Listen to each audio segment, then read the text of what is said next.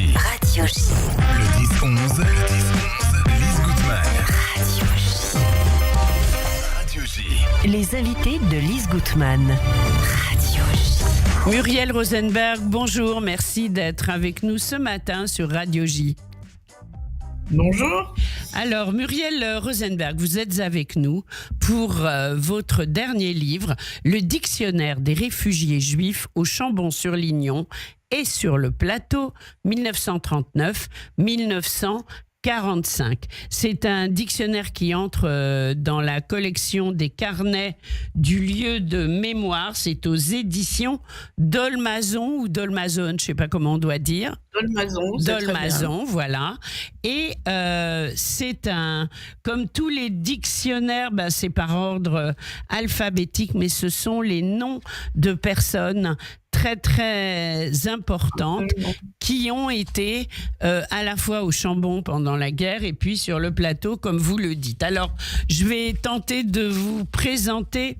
Vous êtes né dans une famille protestante, vous avez de profondes racines au Chambon-sur-Lignon et puis en Ardèche du Nord. Vous êtes licencié en géographie à la faculté de Lyon.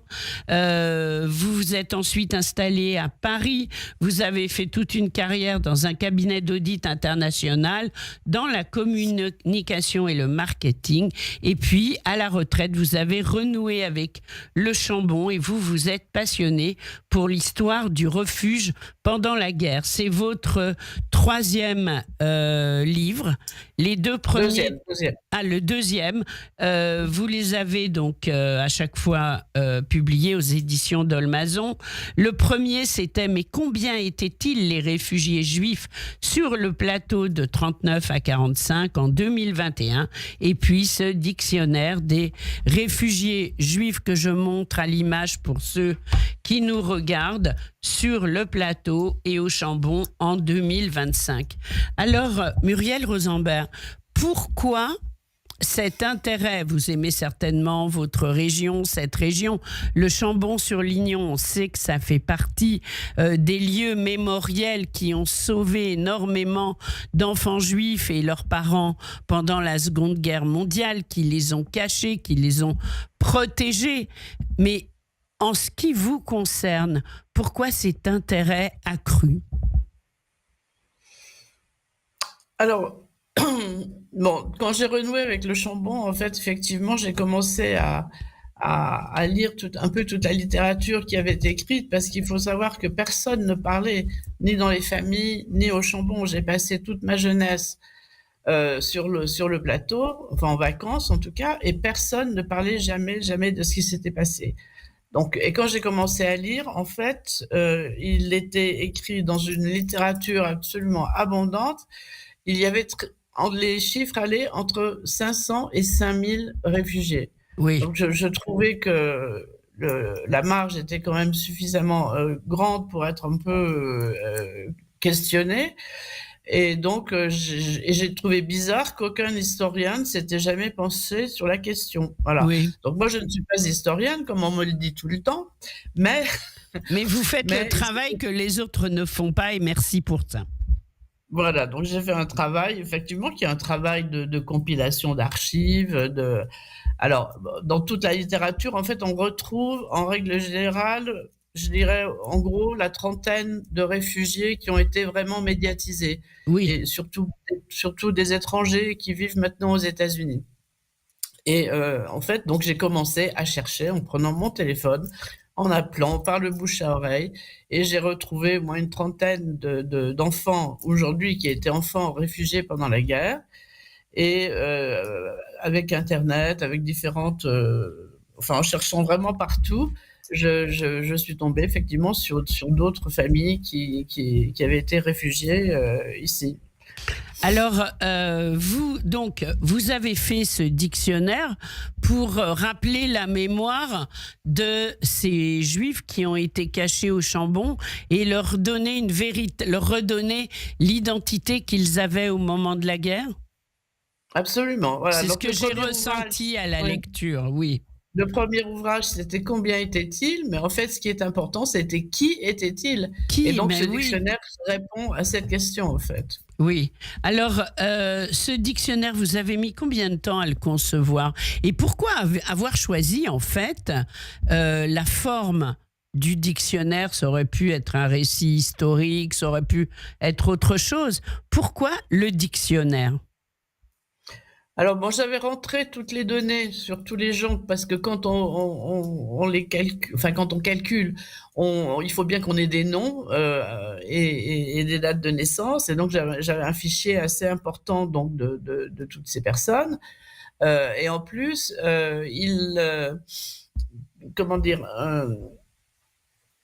oui, j'avais pas pu décrire en fait dans mon premier ouvrage l'intégralité, enfin pas l'intégralité, mais vraiment donner la perspective globale de l'ensemble de ces personnes qui étaient là, parce que le Chambon notamment, où il y avait pratiquement 1000 réfugiés pour un village qui ne comprenait que 900 personnes, Oui, c'était une véritable tour de Babel. bien sûr. Donc ces gens se promenaient pas toujours parce qu'ils avaient un peu peur, mais les gens se sont croisés, Mais personne n'a alors, jamais parlé. C'était assez justement, étrange. est-ce que les enfants allaient à l'école? Les enfants Alors, juifs? absolument. Alors, il y a eu plusieurs types de refuges au Chambon. Il y a eu Je vais un vous demander refuge de vous recadrer devant la caméra, merci. Pardon, je Oui, glisse. oui. Alors, je ne sais pas combien de temps on a parce que c'est un petit Non, peu long pour allez-y, décrire. on a du temps. Mais il y a eu un refuge légal, c'est-à-dire que c'était les organisations humanitaires qui travaillaient dans les camps d'internement du sud de la France, où les conditions d'existence étaient absolument épouvantables, Oui, et qui ont cherché des endroits pour héberger. Ils avaient la possibilité de les faire sortir pendant 3 mois ou 6 mois, mais personne ne voulait les accueillir. Et donc là, c'est grâce au pasteur Trocmé, donc là, je ne vais pas décrire le personnage, mais je oui, pense qu'il est relativement connu, bien sûr. qui a ouvert effectivement le Chambon et les environs à ces associations humanitaires, et qui ont pu prendre des maisons, les louer, les financer, les aménager et recevoir en fait beaucoup d'enfants et également des adultes, des familles, et qui ne sont effectivement jamais retournés dans les camps. La plupart sont passés en Suisse ou ont continué leur vie sur le plateau. Et donc, il y avait le Secours suisse notamment, qui était présent et qui a ouvert 3 maisons dans lesquelles il y avait effectivement des enfants, et eux étaient plutôt petits, et donc ils avaient classe à l'intérieur de ces maisons. Par contre, tous les autres enfants avaient accès dans tous les hameaux les plus isolés. Il y avait des écoles primaires, enfin des écoles communes qui allaient du primaire de la maternelle au primaire, je dirais. Voilà. Bien sûr. Toute la Alors, région. oui. Oui, non, allez-y. Non, terminez, excusez-moi. Non, c'est une spécialité, en fait, une spécificité de la région, c'est qu'il y avait un nombre d'écoles et d'instituteurs absolument incroyable.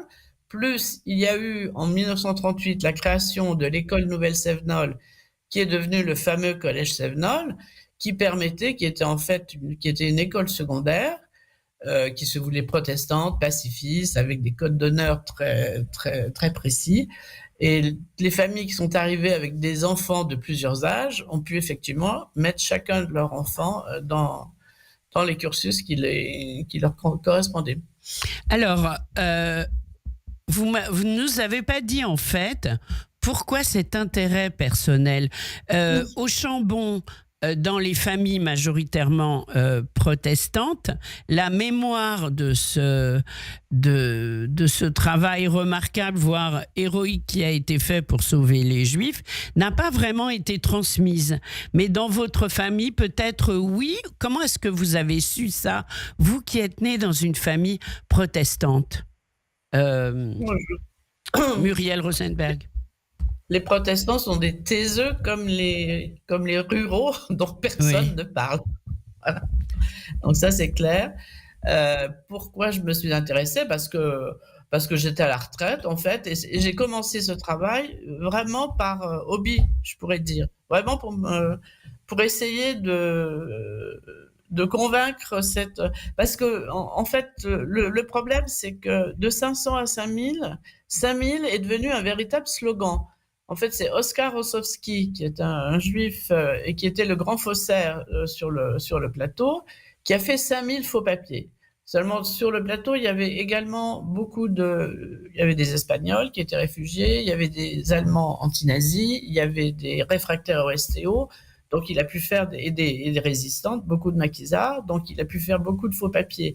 Et ce slogan, à un moment donné, il a dû se tromper, de dire il y avait 5000 juifs sur le plateau, et ça a été repris, y compris dans le fameux film qui est formidable, Les armes de l'esprit de Pierre Sauvage, qui est un Américain qui est né sur le plateau en 1943, Oui. qui reprend alors, bon, même Barack Obama, dans un discours en 2004, a dit il faudra se souvenir du nom du Chambon où il y a eu 5000 juifs. Alors, les habitants des communes avoisinantes, parfois, ne sont pas très, très contents parce qu'ils pensent que le Chambon tire la couverture à lui. Donc, moi, j'ai voulu essayer de redonner un peu de justesse ou de retrouver une réalité du nombre. Et en fait, André Trocmé, qui a écrit ses mémoires, dit qu'à son avis, il y a eu 2500 réfugiés juifs, parce que je ne parle que des réfugiés juifs. Hein. Bien sûr, bien sûr. Voilà. Alors, Donc, c'était rendre justice. Et puis aussi, pourquoi le village et les communautés avoisinantes ont reçu de la part de Yad Vashem un diplôme d'honneur à titre collectif. Mais oui. Ce qui est très rare, puisqu'il n'y en a que 3 dans le monde. Hein. Oui. Et c'est bien sûr amplement mérité. Alors parmi, on va pas citer tous les noms de votre dictionnaire, c'est à savourer peu à peu, comme on dit, mais je voulais quand même lire un mini extrait, si vous êtes d'accord, puisque Joseph Eisenberg, bien connu pour avoir été le passeur de la culture juive et de la religion juive à la télévision française pendant des années le dimanche matin, il est né à Strasbourg le 12 décembre 1933 dans une famille émigrée de Pologne. Il est réfugié à Limoges avec sa famille dès 1939. Ayant répondu à l'appel de Rossovski, il est très probable qu'il ait été envoyé se réfugier au Chambon avant un passage en Suisse en 1943 où il restera jusqu'à la fin de la guerre. Il devient rabbin, auteur, réalisateur et animateur de l'émission de télévision La Source de Vie. Et c'est vrai que donc Josie Eisenberg, bien connu, était également passé par le Chambon. C'est important de dire que énormément de gens sont passés par le Chambon, quel qu'ait été leur parcours par la suite. N'est-ce pas ? Mais moi, j'ai comptabilisé pour l'instant 2100 personnes à peu près. Oui. Puisque j'en ai une trentaine qui n'ont pas de nom de famille, mais ce sont des témoignages, je pense, auxquels on peut faire confiance. Bien sûr. Alors, le dictionnaire ne comprend les biographies que pour la période de la guerre. Hein. Je n'ai pas la biographie complète de leur existence parce que d'abord, c'est très difficile de trouver des informations, surtout sur les étrangers, sauf ceux qui étaient à peu près connus. Donc, quels ont été... Il y a énormément d'autres. Pardon, terminez. Non, il y a d'autres grands penseurs juifs qui sont passés par le Chambon-sur-Lignon également. Hein. Par exemple il y a tous ceux qui ont créé ce qu'ils ont appelé l'école des prophètes. Oui. Avec André Chouraki, Léon Poliakov, Pierre Weyrenal, il y avait encore... je les ai notés, là, j'ai plus leur nom en tête, mais bon, si, je les ai connus par cœur, mais bon, là, j'oublie un peu maintenant. Oui. Il y a eu Jean-David Lévite, le père de Daniel Lévite. Qu'est-ce qui vous a le plus étonné dans les noms que vous avez découverts ? Il y a des moments où vous vous êtes dit, tiens, mais je ne savais pas, par exemple. Non, ce qui m'a le plus étonné, c'est leur parcours. Oui. Il y a des gens qui, en fait, ont été en errance depuis le début du siècle. Notamment les Lituaniens, par exemple, qui ont quitté la Lituanie, puisque c'est là où il y a eu les premiers pogroms, en fait, au début du XXe siècle, qui ont fui en Russie, qui ont dû faire face à la révolution russe en 1917, qui sont partis à nouveau, qui sont allés en Allemagne. En Allemagne, en 1933, ils ont dû partir à nouveau, ils sont venus en France. À nouveau. Donc, jusqu'au début de la guerre en France, fait 40 ans d'errance. Donc ça m'a particulièrement ému. Et puis surtout, c'est tous les enfants, en fait,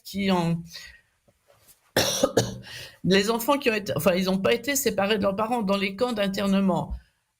ces organisations humanitaires incitaient les gens à laisser partir leurs enfants, qui était une des conditions pour les sauver. Oui. Et là, abandonner, laisser partir son enfant sans savoir où il va, ce qu'il va devenir, est-ce que eux-mêmes allaient devenir, c'est quand même assez dur. Et tous ces enfants seuls, il y a eu à peu près 400 à 500 enfants qui étaient seuls, sans leur famille. Et ben pratiquement tous ont perdu, leurs parents ont été déportés. Et donc évidemment, ça a été un refuge incroyable, Chambon-sur-Lignon. Aujourd'hui, il y a au Chambon un centre pour la mémoire et je crois me souvenir que la mairie du Chambon-sur-Lignon a toujours soutenu les initiatives dans ce domaine. Il y a des commémorations régulièrement. Est-ce que les anciens reviennent ? Muriel Rosenberg. Alors, il y a quelques anciens qui reviennent, absolument. J'en ai rencontré, qui ont 90, 92 ans aujourd'hui, qui viennent toujours passer une semaine au Chambon. Ils sont rares parce que beaucoup ont émigré en Israël, aux États-Unis, et sinon la majorité était des Parisiens en fait. De toute façon, il y a 80% de la population juive en 39 vivait à Paris. Oui. Donc ils reviennent et surtout, en fait, la mairie, c'est la mairie qui a créé le lieu de mémoire au Chambon-sur-Lignon. Hein. C'était l'époque d'Éliane Vauquier, qui a fait un travail absolument extraordinaire et qui a permis la réalisation de ce... Bon, maintenant, il est géré par le Mémorial de la Shoah. Oui, voilà. Et ça aussi, c'est important peut-être. Bien sûr, parce que ça continue, effectivement. Là, le mémoire bénéficie de toute la logistique du mémorial de la Shoah pour ce qui est des expositions et tous les circuits. Et la mairie du Chambon, à l'époque de la création du lieu de mémoire qui était en 2013, a créé l'association des Amis du lieu de mémoire, dont j'ai été la présidente ces 4 dernières années, et j'ai laissé la main à Nathalie Hennick. Voilà. Et cette association des Amis du lieu de mémoire, il y a un site internet où il y a toutes les manifestations qui se déroulent, des témoignages, différentes en fait. Et vous-même, vous habitez au Chambon, vous y êtes en ce moment ? Vous avez une maison là-bas ? Oui. C'est l'été indien, mais il fait un temps très moche aujourd'hui. D'accord. Oui. Donc, écoutez, Muriel Rosenberg, merci beaucoup pour ce livre, pour cet ouvrage vraiment passionnant. Le dictionnaire des réfugiés juifs au Chambon-sur-Lignon et sur le plateau de 39 à 45, paru aux éditions d'Olmazon. Et pour en savoir plus, il faut vraiment se procurer le livre. On va terminer avec une chanson. La chanson Le Chambon-sur-Lignon de John McCutcheon. Est-ce que vous connaissez ? Pas du tout. Alors, John McCutcheon raconte l'histoire du village français du Chambon-sur-Lignon dont les habitants ont sauvé des milliers de juifs pendant la Seconde Guerre mondiale et il décrit ce lieu comme un symbole d'humanité et de résistance morale. Des hommes et des femmes ordinaires, souvent protestants, ont refusé la passivité face à la barbarie nazie. Et le refrain répète une phrase inspirée de ce que les villageois disaient lorsque un réfugié arrivait. « Je le prends. I'll take them » en anglais. Une réponse simple mais héroïque à l'appel de détresse. On va écouter cette belle chanson pour terminer cette interview et puis on se procure le dictionnaire des réfugiés juifs au Chambon-sur-Lignon et sur le plateau 39-45. Muriel Rosenberg, merci beaucoup d'avoir été avec nous ce matin et on vous souhaite une très belle journée au Chambon-sur-Lignon. Au revoir, merci.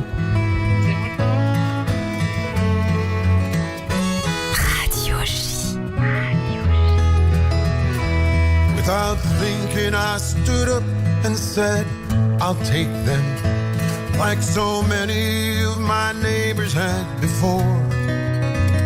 I had no money, had no plan, but I had room and I had land, and I just could not do nothing anymore. In la chambre solennelle, it's what we do. And for 400 years it's been the same. From the violence and fear, we Huguenots came here, seeking refuge on this isolated plain.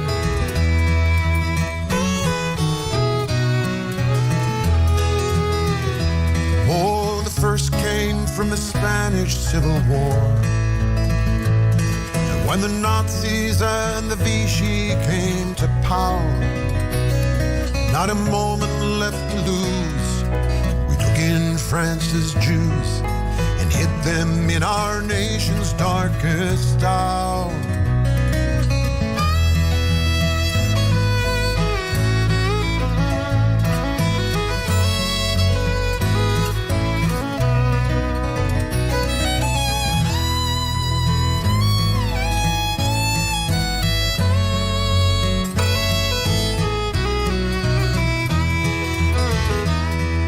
We hid them in our homes and in our farms, and our children sat in classrooms side by side.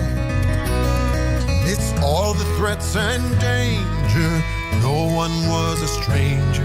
7 years we resisted and defied. And when asked, why did we do it? What can we answer? Not so long ago we sought refuge too. And it's easy to decide with the gospel as your guide. To our history and our faith we must be true. Et la chambre solennelle is what we do.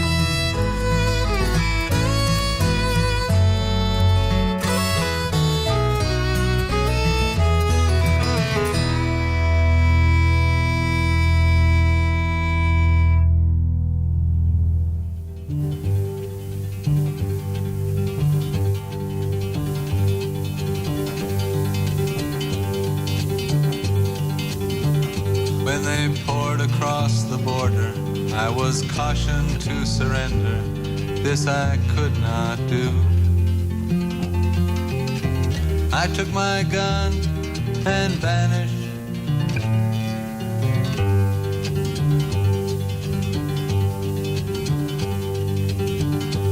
I have changed my name so often. I've lost my wife and children, but I've many friends. And some of them are with me.